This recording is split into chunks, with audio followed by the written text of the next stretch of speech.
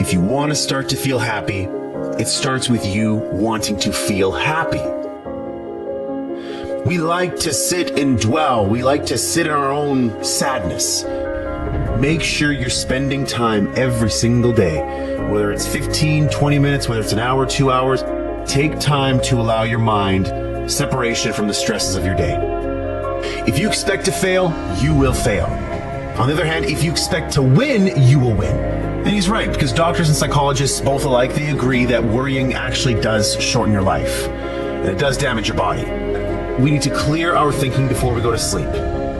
We're talking about a book that Norman Vincent Peale wrote, The Power of Positive Thinking.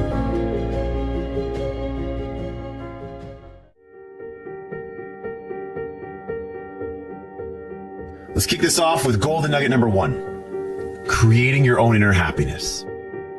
That you are responsible for your own happiness. Because unhappiness is usually the byproduct of you thinking sad thoughts, you having these negative feelings, you having resentment towards others, and just having an overall crappy outlook on life. So if you think those things, what do you think is going to happen? You have to force yourself to not think those negative thoughts. Peale says we have to get into the happiness habit by thinking upbeat, cheery thoughts throughout the day. We like to sit and dwell. We like to sit in our own sadness. I don't like to do that, but I just know that sometimes my brain forces me to do that, and I don't know why. So I have to force myself to not do that. I have to put on upbeat music. I have to go do something productive. I have to get in the gym. I have to go hang around friends that are going to make me laugh. And it's tough. At first, it doesn't feel right. It feels like you're forcing it because you are forcing it. But eventually, it starts to make you feel better. There are miracles happening all around you. There is beauty all around you. Open your eyes and look. Can you see the sun shining? Great. Can you hear the birds chirping? Great. Can you feel the warmth of the sun on your skin? Awesome. There's simple beauties all around us. If you want to start to feel happy, it starts with you wanting to feel happy. So short circuit those negative thoughts. And when you start to feel bad, when you start to find yourself gossiping, feeling guilty, feeling angry, feeling whatever it is you're feeling that's negative, turn that around. Force yourself to think positively, do positive things, and while it doesn't feel right at first, keep going. You're on the right path.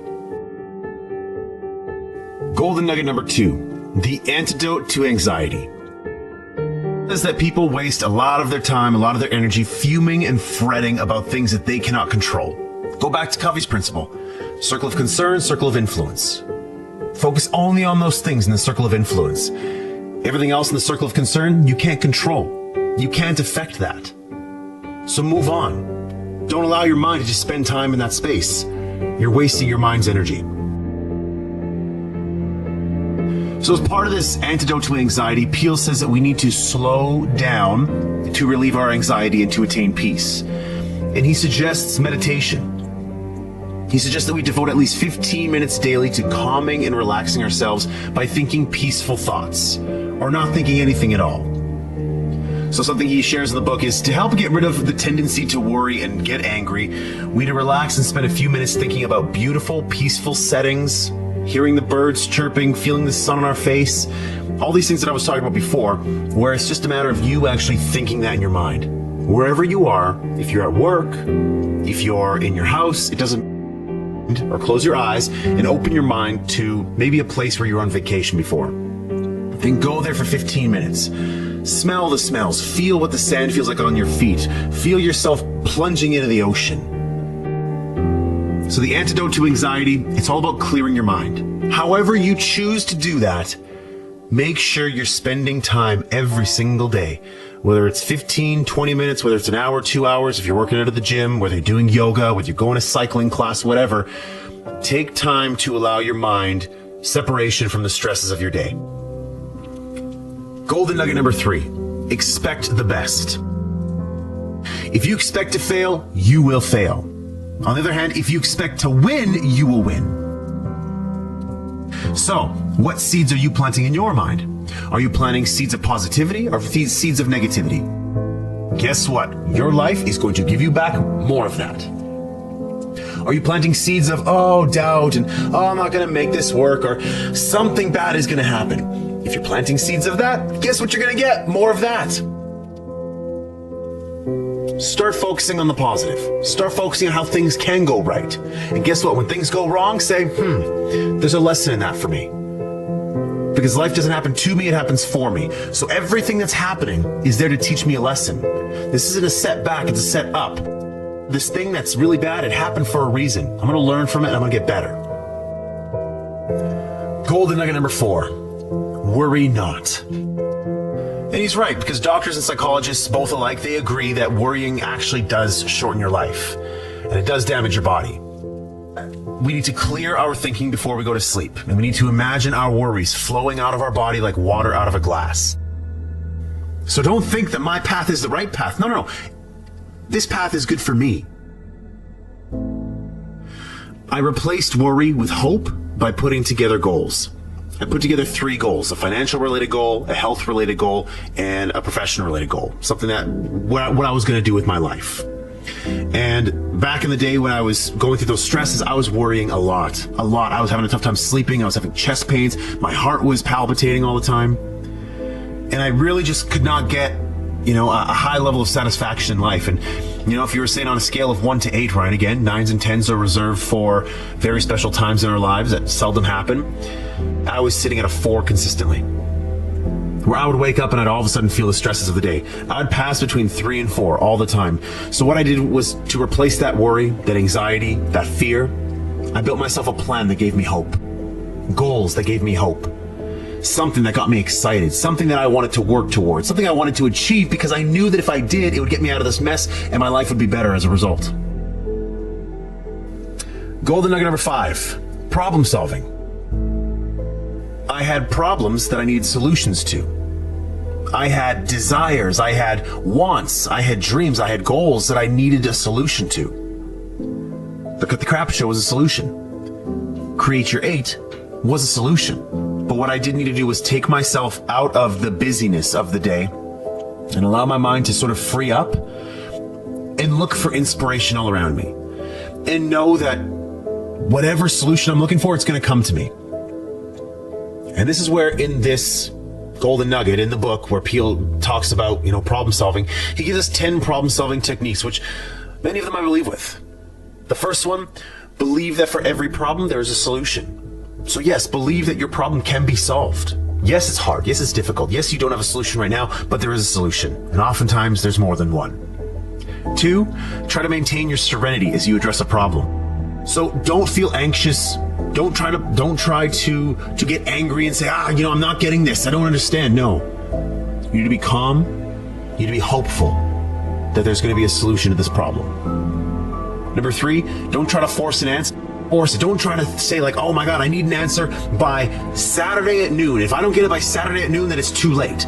Sometimes you can't force it. Life often happens for you. And so you just need time for that to reveal itself to you. Number 4, gather all relevant information. Pretty simple. Do as much research as possible. Number 5, write down all facts about the situation. Again, get understanding for the problem, what's going on. You need to get clarity on the problem so you can get clear on what solutions you need to solve it. Number 6, spend time praying about the issue you are confronting. Listen, if you're praying about it, that's fine. If you're not praying about it, maybe you're thinking about it. Always make time to think about it. When you're walking in nature, yes, take time to think in nature and allow your mind to flow. But when you separate yourself from the stresses, the anxieties, the busyness of the day, allow your time to think about solutions. Number 7, believe in and seek God's guidance on the promise of the 73rd Psalm, "Thou wilt guide me by thy counsel." If you believe in the religious aspect of that will talk to you. That necessarily doesn't talk to me. So I maybe won't be using that one. Number 8, rely on your inner gifts of insight and intuition. There's things that we believe we should do, and then there's things that we know we should be doing. So you got to listen to yourself, and it takes time. It does take time. It takes patience. It takes some maturity for you to realize what you're great at. And sometimes you're doing something just to make a living, just because it's my job, it's my career, it's what I believe I'm great at. But you have other gifts within you that maybe you're not exploring yet, that you should be. Number 9, attend religious services where you can and listen peacefully and let your subconscious work on the problem.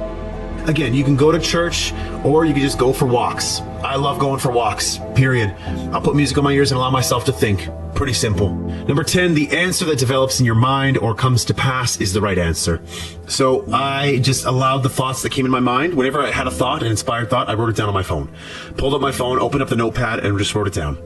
At the end of the day, I would think about it, ponder on it, say, you know what, this idea is something I want to go further into and dig deeper into that. That's exactly how this show happened. That's exactly how Create Your 8 happened. It's exactly how you're going to find solutions to your problems. Last but not least, golden nugget number 6, how to handle heartache. Now, everybody at some point in their life experiences heartache, and it's tough. And so Peel says that for us to get over heartache, we need to resist the heartache by staying busy. So if you're getting a divorce from your husband or your wife, if you just broke up with your girlfriend or your boyfriend, if you just lost a loved one, if a loved one passed away, a friend, a family member, doesn't matter who it is. He says that in order for you to get through it, you need to stay busy. You need to return to your normal activities as soon as possible after a loss or a defeat. And you need to resist the temptation to brood and feel sorry for yourself. I gotta get back to work. I gotta get back to my goals, get back in the gym, get back to eating right, get back to hanging out with my friends, my family, listen to the music that I was listening to. We have to return to life. But sometimes we just have to be sad, and we have to work our way through it. But the key here is to not allow your mind to dwell on it for too long. That's not handling heartache. That's allowing heartache to take control of you and to win.